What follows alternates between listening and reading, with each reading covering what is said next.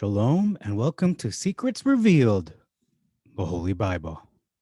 Today we're looking at Numbers chapter 32, which has 42 verses, beginning in verse 4. First difference we notice is the word delivered up versus smote. So it's one thing for Yah to deliver up enemies, and it's another thing altogether for Yah to kill them himself. Verse 5, and they said, versus wherefore, said they. So the Masoretic is asking why. They could be asking the question why, or it could be expressing therefore, they said. Verse 7, why do you pervert the minds of the children of Israel? Versus, why do you discourage the heart of the children of Israel? Both are influencing Israel, whether it's their hearts or their minds.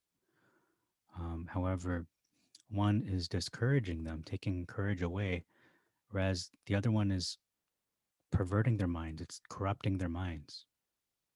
I would say that's more sinister. However, that's also negative to discourage. We also see here that Yah gives them the land which Yah gives them versus the land which Yah has given them. So one is present and one is past tense. Verse 8, did not your fathers thus, when I sent them from Kadesh, Barnea, to spy out the land, versus thus did your fathers when I sent them from Kadeshbarneaüº to see the land. So one is a rhetorical question, the other one is simply a statement of fact. Verse 9, and spied the land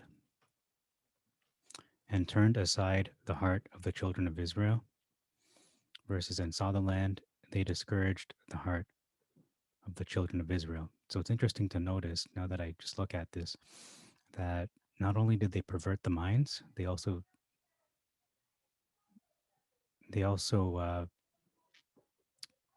turned aside their hearts. So the Septuagint gives you a full picture that they affected their minds and their hearts.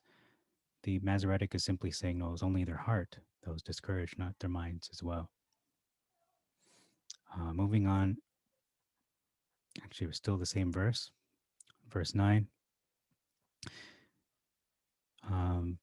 Okay, that's all for verse 9. Moving on to verse 11. Continuous difference here.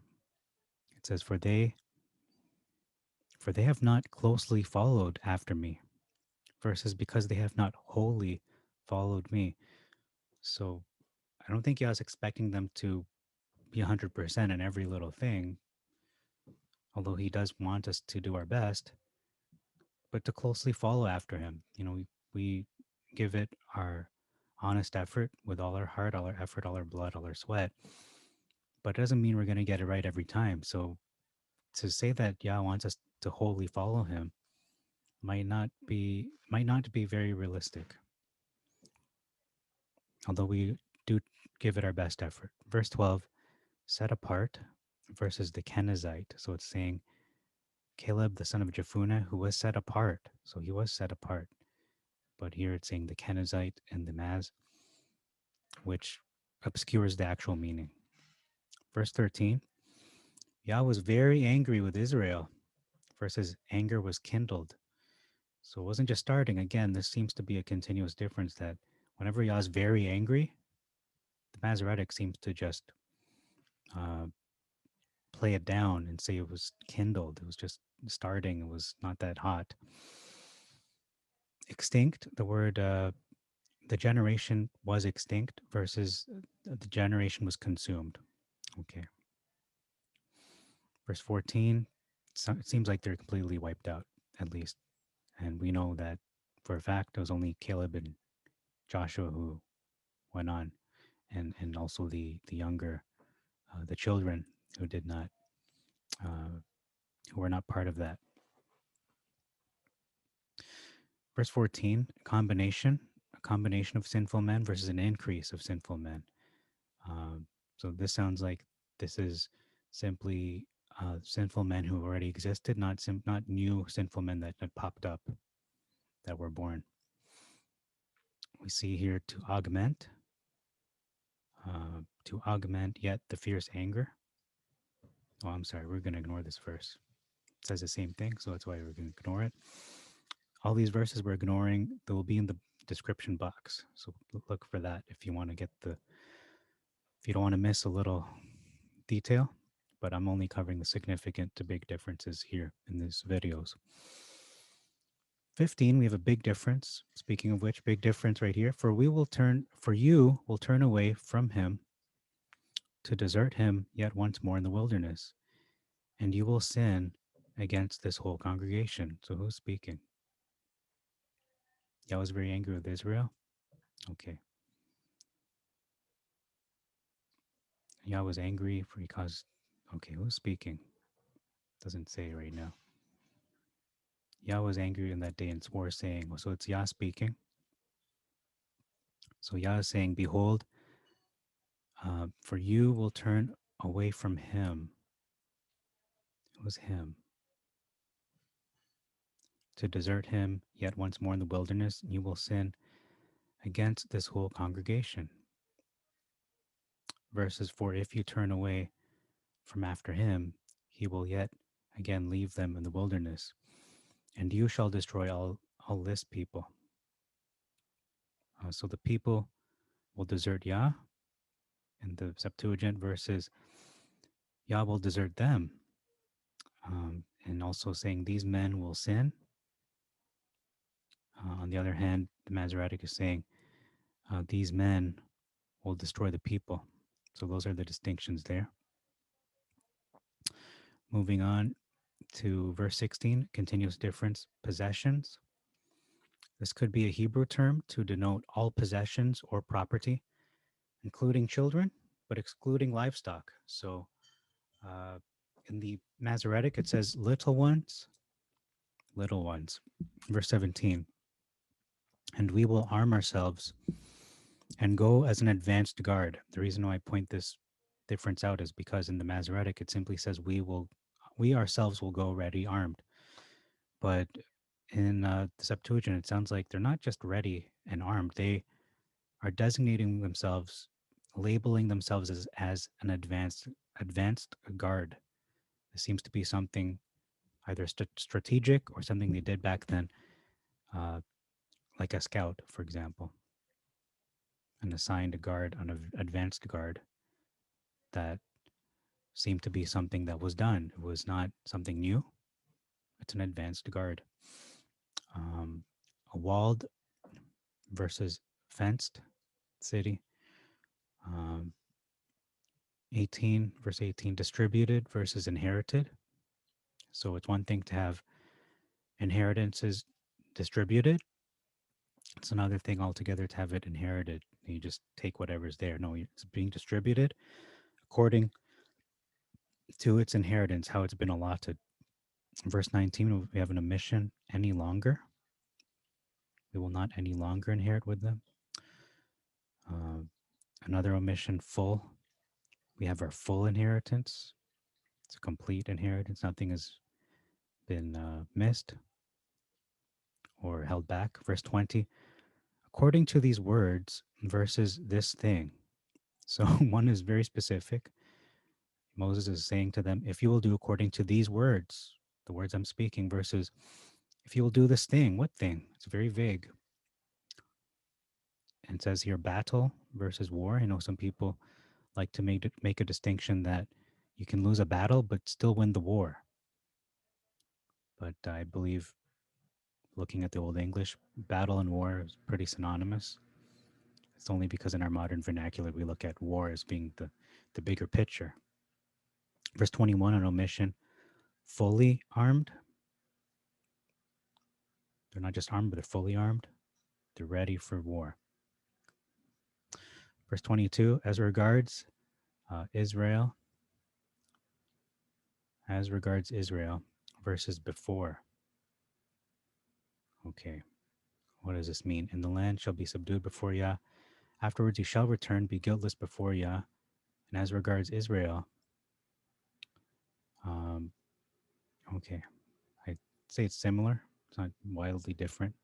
Verse 23, a big difference here. You will sin against Yah, and you shall know your sin when afflictions shall come upon you. Versus, behold, you have sinned against Yah, and be sure your sin will find you out. Um, so we can see the difference here is that no, they are the ones who are going to discover their sin. They're going to know that, yeah, we have sinned, and they will know that. They will know that they have sinned when the afflictions have come upon them, the consequences of their sins. Versus, okay, you watch out. Be sure you're gonna, for sure, your sin will find you out. Whatever that means. It sounds very cryptic. Okay, moving on. Like a parent warning a child, watch out. Watch out till your dad gets home, kind of thing. Verse 26. We have an addition of our flocks. Okay, it's kind of redundant because cattle includes all livestock. Verse 27, omit set in order. Okay, they were to be armed and set in order. There's an order to, like a formation, perhaps. Um, verse 29, for war versus for battle. Armed for war, armed to battle. Verse 30, omit. We have an omission of, but if they will not pass over armed, in brackets, with you to war before, yeah, that was not included. Um, the part not in brackets. The big difference here is that then shall you cause to pass over their possessions and their wives and their cattle before you into the land of Canaan, and they shall inherit with you in the land of Canaan. Okay, sounds pretty pleasant. Versus, they shall have possessions among you in the land of Canaan. So we can see the difference here is uh, that if they don't pass over armed with them, they're accompanying them, they're ready to fight with them. If they don't do this, then shall you cause to pass over their possessions, their wives, their cattle before you into the land. Um, versus if they will not pass over, they shall have possessions among you. So we can see that it sounds like they're given possessions in the Masoretic, in the Septuagint. Perhaps they will not have their possessions. You cause, then shall you cause to pass over their possessions and their wives and their cattle before you into the land, and they shall inherit with you. So they're going to inherit with you in the land of Canaan. But if they don't uh, go with you armed before you, then they're just gonna leave all their possessions behind because perhaps as a punishment. That's what it sounds like to me. The sons of Reuben, yeah, everyone armed, shall subdue the land, then you shall give them to the land of Gilead. So this is a reward. If they pass over with you armed, then you will give them a possession. But if they will not, then shall you cause to pass over their possessions. Then shall you cause to pass over. Okay, so it sounds like they're taking their possessions. That could be a possibility. There's many possibilities here, but it's not good. It's definitely a punishment. So I'm just going to write here that it is a punishment. Sounds like a punishment of losing their possessions due to cowardice or disobedience. I think it's more disobedience because you can still be afraid to fight, but still do what Yah is saying. You don't want to fight, but you still do it. You still are armed and you're ready to go, but maybe you're not ready to fight, but you still show the faithfulness that, let me obey and maybe Yah will fight for us. Okay. Verse 31, whatsoever Yah says, versus as Yah says, as Yah has said. So they're saying that we're ready to obey versus as Yah has said, we've heard what he said. So this shows more faith. Whatever he says, we will do. Okay. Verse 32, on a mission, you shall give us our inheritance. Wow. They're very assertive. It's pretty interesting. I'm going to add that as a significant difference. We can see that they are assertive. Let's put here assertive, showing assertiveness.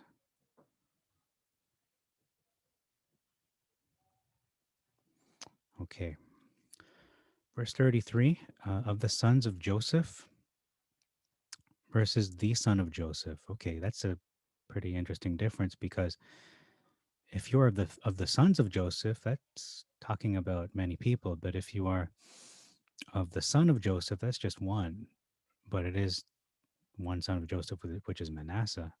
But anyhow, if you're of the sons of Joseph, that's Ephraim or Manasseh, or just a descendant of Joseph, perhaps. Um, Moving on to verse 35, we have an addition of Atroth. We have an addition as well of Yog-Bana. That's all in the, or Yog-Beha in the Masoretic. Verse 36, strong cities versus fenced cities. Notice that cities with walls are strong cities. They're not weak. Verse 38, an addition of Nebo. Nebo was added. And a big difference in 38, surrounded with walls. And sebama, and they called the names of the cities which they built after their own names. Um, Verses, and their names being changed, and shebama, and gave other names unto the cities which they builded. So we can see that no, they surrounded these cities with walls, and they gave these cities names after themselves. They named these cities after themselves, not just other names. And we're going to see that. Verse 39, big differences here. A son of Machir versus the children of Machir. And we can see that they destroyed the Amorite. They didn't just dispossess them and move them, displace them. No, they destroyed them. They were utterly destroyed. Probably, well, maybe not utterly, just destroyed. I'm not going to put any words there. It says destroyed. Verse 40. Who is this referring to in verse 39 to 40? Um, who is the son of Machir, the son of Manasseh? And Moshe and Gilead to Machir, the son of Manasseh, and he dwelt there. Well, verse 41 answers this question. It is Jair, or Yair, the son of Manasseh, went and took their villages, and he called them the villages of what? Yair, after himself. He named them after himself. Exactly what was said earlier when we said they named them after their own names. They didn't name them other names. I mean, yeah, maybe they would name them another name, but it was his own name that he used. So that's the important distinction there. We can see in 41, and Masoretic says the same thing, except it says Havoth. Havoth could mean villages, simply a Hebrew translation. Verse 41, it says, actually, verse 38 is a repeat of this. Verse 38 is a repeat of this. Baal Meon, surrounded in Sebama. They called the cities which they built after their own names. So 38 is a repetition. Actually, 41 says it is a repetition of 38. Yeah. Okay, I'm not sure I noted that. 42, we can see different names there. This verse parallels 41 and 38 in the Masoretic. I should say in the Septuagint. The Masoretic disagrees, though. Nebo went and took Kohath and her villages and called them Naboth after his name. So maybe if you combine Nebo, and Kohath, it is Naboth. Naboth, yeah. So this looks like they literally combined their names together. So the Masoretic disagrees because it's Noba, and went and took Kenath and called it Noba instead. Yeah, okay. Well, he did call it Noba after his own name, but here it says Nabath. Perhaps combining Nebo with Kohath. I'm not sure. Anyway, that's all I have for you for today, for this chapter. Thank you very much for your time. May I bless you and make your way prosperous. Until next time, you've been watching Secrets Revealed, a Holy Bible. Shalom, and the peace of Yah be upon you.